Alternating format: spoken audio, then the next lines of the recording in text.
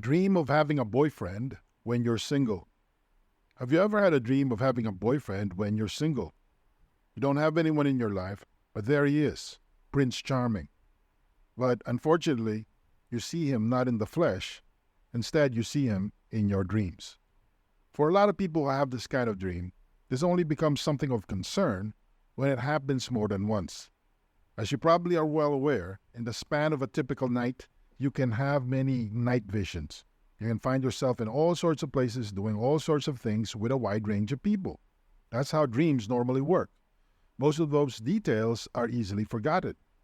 But something has to happen in your dreams to trigger an emotional, psychological, mental, or even physical level reaction to make you remember. And I can understand that the dream of having a boyfriend when you're single can be triggering enough. Maybe you're frustrated because you've been looking for that ideal partner, but it seems that your relationships always fail or you just can't find the right person. In some cases, you might even have a tough time getting into a relationship in the first place for whatever reason. So what does it mean to have boyfriend dreams like this? General theme for boyfriend dreams. When you dream of being in a relationship with an interesting person, but you know you're single in real life, this indicates a deep yearning for a more substantial connection in the relationships you already have. This doesn't mean that you're actively looking for a boyfriend or romantic partner. Instead, there's a part of you that wants some more fulfillment in your connection to your family, your network of friends, or even your coworkers and acquaintances.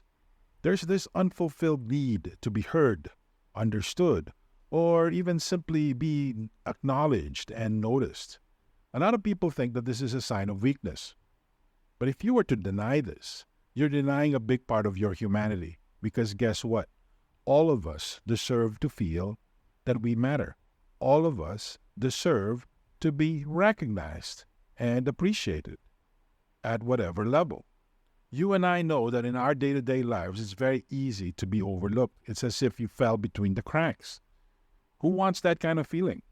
In fact, for most of us, we just go from another face in the crowd to being another number in some sort of statistical book. It is no surprise that a lot of people feel lost. A lot of people are even under the impression that the world will not miss them if they somehow disappear one day. Guess what? When you meet a lot of people on a day-to-day basis and you interact with a lot of people from a wide range of backgrounds, at the end of the day, the cold reality is most of them will be forgotten by you. It doesn't matter what they look like. It doesn't matter how pleasing they may be. They're just another passing detail in your life. And the feeling goes both ways. And this is what rubs our psychological hide. This is the thing that triggers us. But this is reality. And unfortunately, when you develop this yearning or desire to be noticed, this is where it originates from, because you are understanding the deep and profound anonymity of your regular life. You're looking face to face with your fear of being forgotten. One of the deepest and most profound human fears is to discover that when everything is said and done, nobody really cared about us. It's as if we were born, we grew up, we did our thing, we got sick, we got old, then we died. And after that process, no matter how many years that took, it's as if we never lived. It's as if nobody missed us. It's a very chilling kind of realization because, hey, let's face it, most of us are not going to discover the cure for cancer. Most of us are not going to write the next amazing thriller or earth-shattering music album. In fact, most of us, despite our careers, school accomplishments, and our ability to go through the process of whatever you define as success, will not leave much of a legacy. When everything is said and done, one of the worst realizations you can get is you didn't really have much of an impact. It doesn't really matter the scale of your accomplishment. There's always going to be somebody bigger and more profound. That's just the reality of life.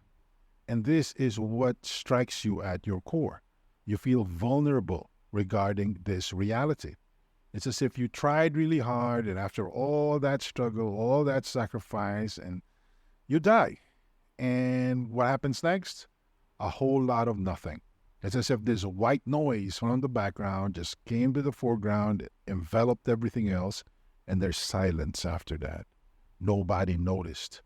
And we think that in this reality, nobody cares. That's why it's really important to understand that this is at the core of your dreams of having a boyfriend or significant other, when in reality, you don't have a romantic partner, because your subconscious is trying to heal you. It's trying to let you know that nobody can love you more than yourself. When we were born, we have developed self-consciousness. And when we start comparing ourselves to the universe, guess who loses out? It's not the universe. Even if you're the biggest narcissist on the planet, deep down inside, you know what is driving your narcissism is deep-seated insecurity regarding your permanence in this world. It all begins with self-love.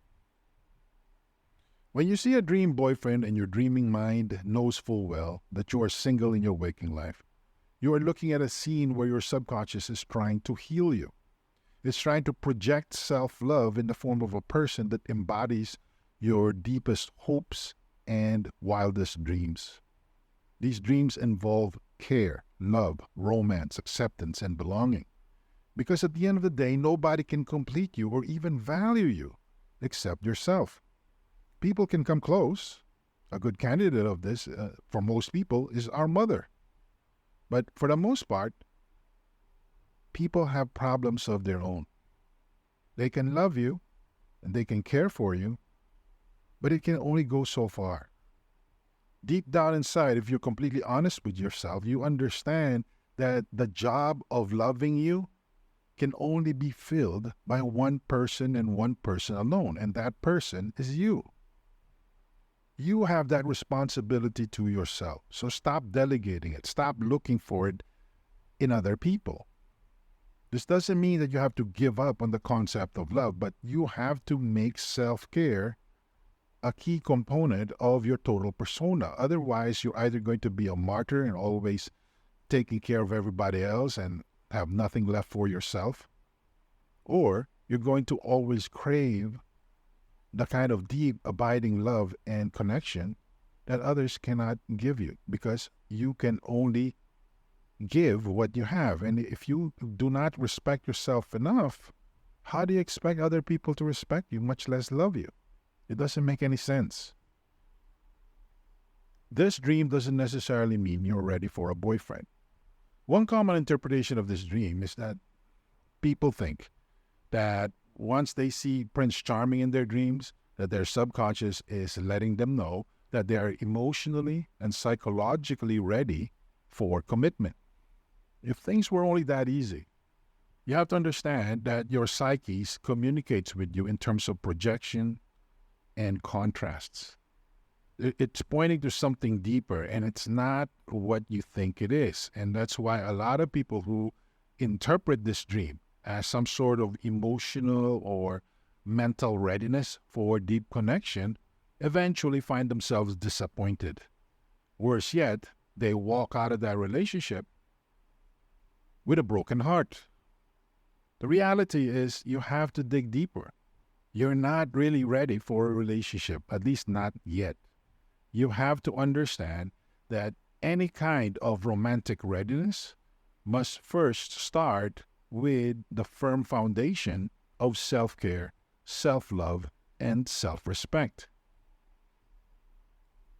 None of this can happen if you are clueless as to who you really are. You have to be clear as to what you really need. To understand what you really need from other people, you have to first be clear as to who you really are. Have you taken time to ask yourself, who am I? What do I stand for? What values do I really have? This is really tricky, and a lot of people think that this is kind of useless because it seems so obvious. But is it? If you look around you and you see people living their lives, 9 times out of 10, most of those people are simply operating on autopilot. They have no clue as to who they really are because they just do things today the exact same way that they did the day before and the day before that. In many cases, they're living out somebody else's expectations and patterns. Most people are clueless when it comes to deep and profound self-identity. You have to figure out who you want to be. You have to ask yourself this fundamental question. The reality is that we choose who we wish to become, but it happens in a seemingly automatic way. You can talk a big game about honesty and living a life of integrity, but if you constantly lie or steal from people, you know full well that that's not your character. You can be counted on to describe yourself that way, but people can see who you really are based on what you do repeatedly, day after day, week after week, month after month. Do you see how this works? So if you're curious as to who you really are, pay close attention to how you behave. You are what you do repeatedly. So pay close attention to patterns. Pay close attention to how people respond around you. Again, not based on what they say, because you can count on your friends to paint an interesting picture of who they think you are. Instead, pay attention to how they treat you. Pay attention to how the rest of the world treats you. This will give you a clue. Now, the good news is you can choose to be a different person. If you're not happy with the answer to the questions above, you have a lot to do with the answer. You can change the answer.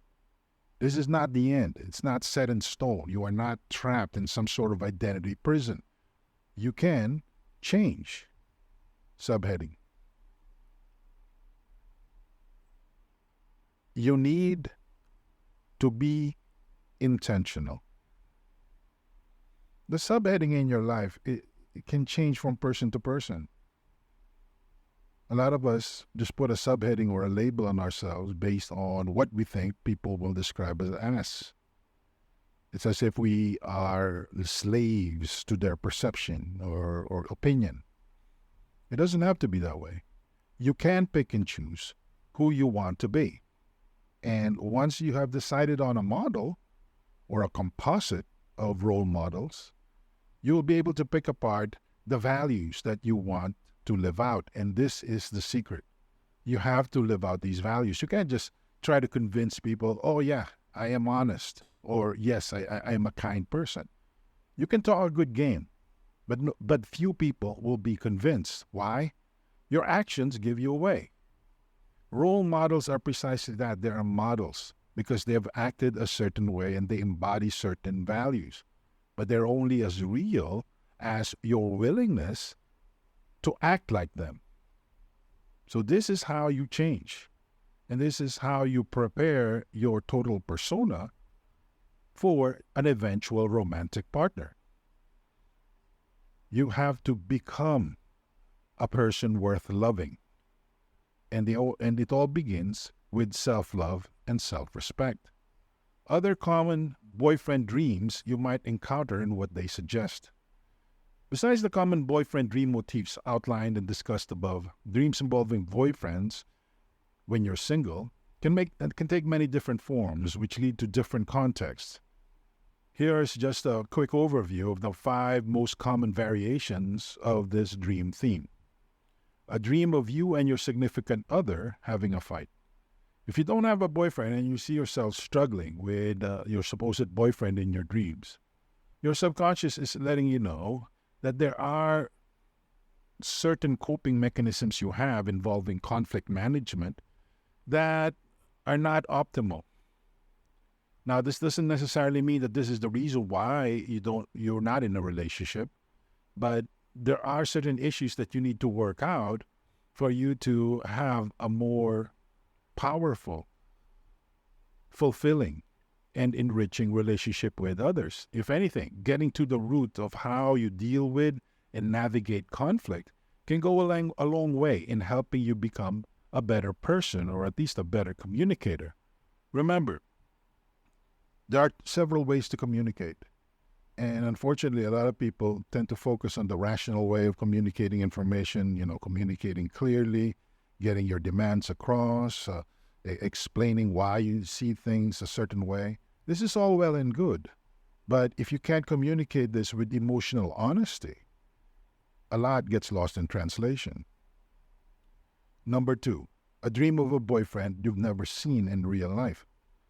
Please understand that when you dream of a boyfriend, while you know for sure that you are single in real life, we're not talking about people you've seen before. We're not talking about your good friend and then seeing him as your boyfriend in your dreams. We're talking about a complete and perfect stranger.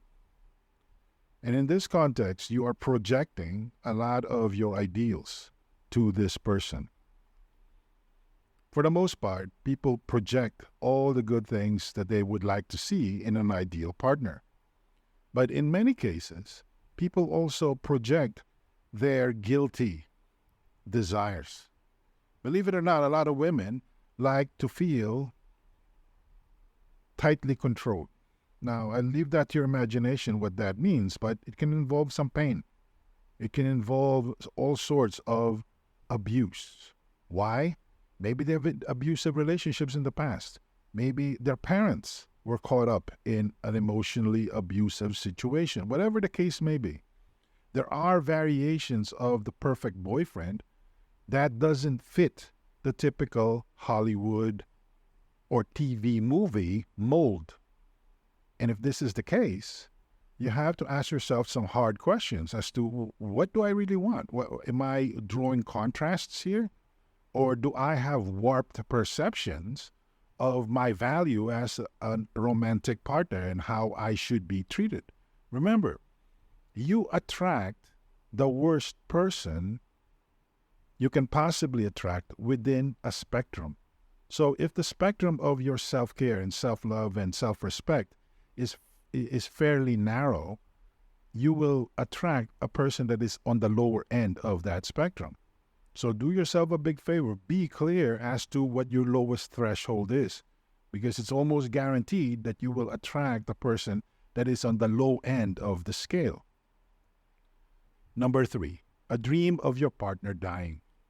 There's almost a tragic element here where you wait a long time to meet Mr. Right, and all of a sudden he appears in your dreams and things seem to be going well.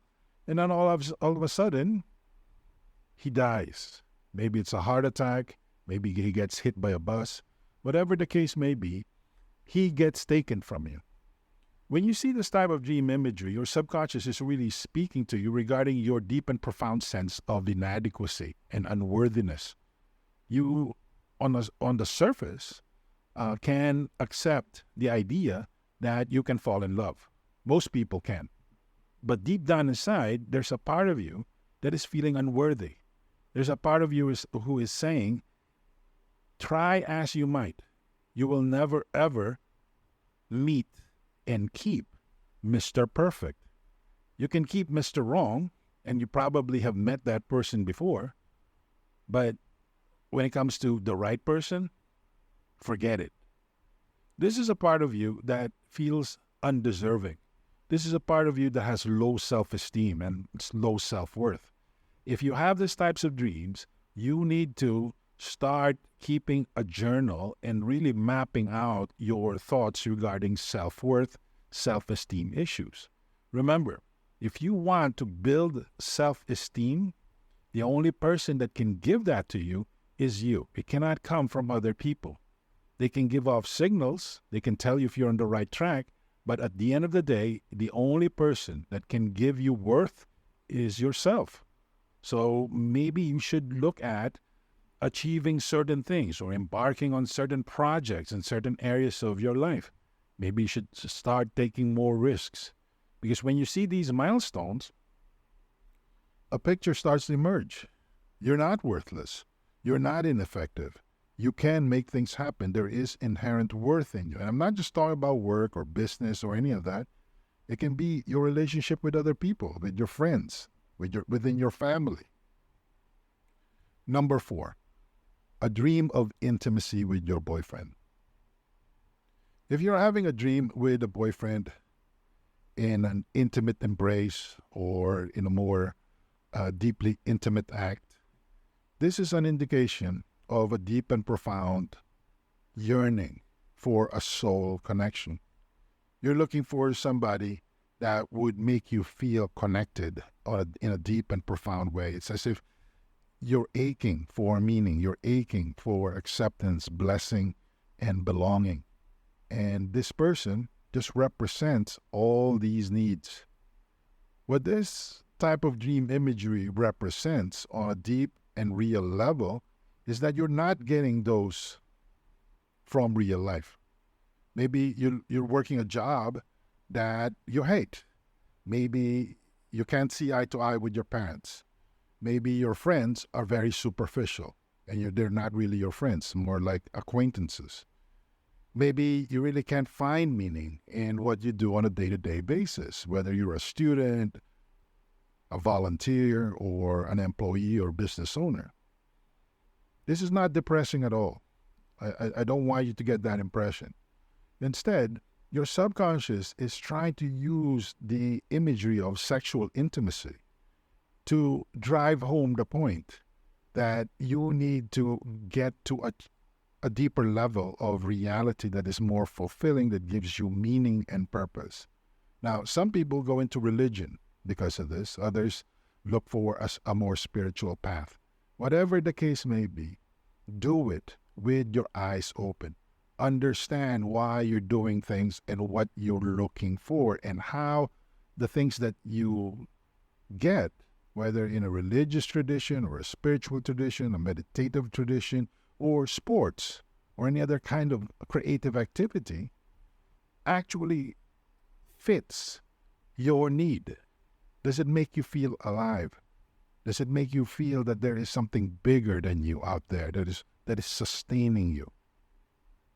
Don't be afraid of these questions, because the answers that you get can lead to a deep sense of personal serenity and completion that blows away any kind of orgasm you can get from sex.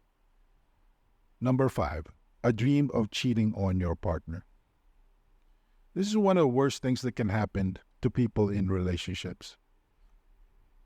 It's bad enough that a person's emotions have started to drift from their relationship. When you add the physical element, you push the dagger even deeper into your partner's heart.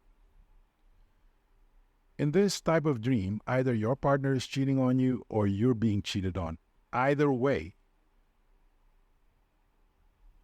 this type of dream is a flashing red sign or a red flag at your inability to commit in a deep and profound level right here, right now.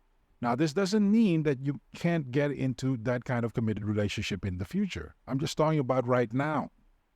And that's perfectly okay. Because a lot of people get into relationships thinking, I just need another person in my life right now to take care of me, to connect with me, to give me what I'm looking for. Because, hey, other people are in relationships and I don't want to stand out. If that is your attitude, you're going about it the wrong way. Remember, relationships are not to be taken lightly, because when you enter a relationship with somebody, a third party is born. And I'm not talking about you getting pregnant. I'm talking about the relationship. Because a real relationship is something that both partners will sacrifice their freedom for. There's a typical relationship nowadays is really just a contract. You know how a contract is, right? If I do something, you do something. It's because we're trading these activities. We're trading these agreements and actions and obligations. But in a relationship, it doesn't matter whether you're forthcoming with what I expect from you. I sacrifice myself and part of my freedom for the relationship. So I give, and give, even though I'm not getting what I think I should be getting.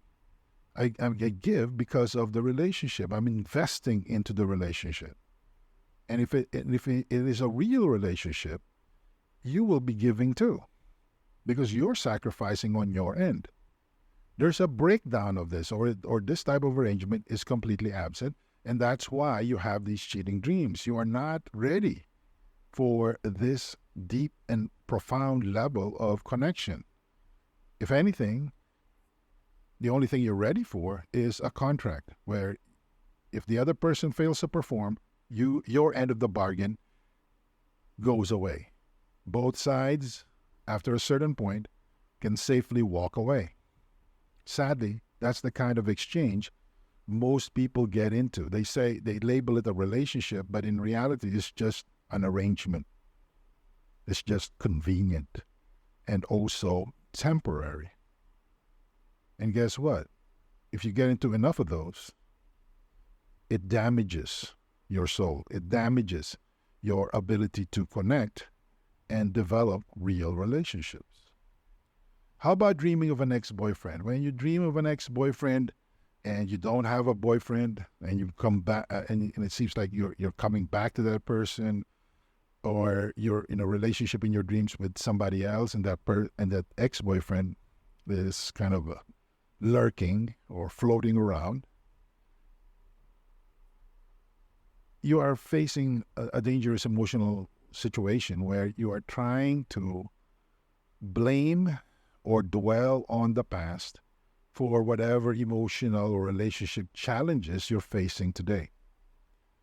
I get it. It's very easy to lay at the feet of your former lover whatever it is that you're struggling with today. But when you do this, you allow yourself to be a prisoner of the past. You allow yourself to be a slave of your mistakes. I hope you can see why this is a bad strategy. Because if you spend most of your time looking over your shoulders, wondering what could have been, or beating yourself up over mistakes you've made in the past, you probably are going to stumble as you try to walk forward. Chances are people who try to live out their romantic lives this way, or navigate their romantic options with this type of strategy or habit, end up repeating the bad relationships that have traumatized them from the past. It's as if you're stuck with the exact same type of boyfriend over and over again. Well, here's a trick. It's a pretty nifty trick that you should try. Cut it out. Stop looking at the past.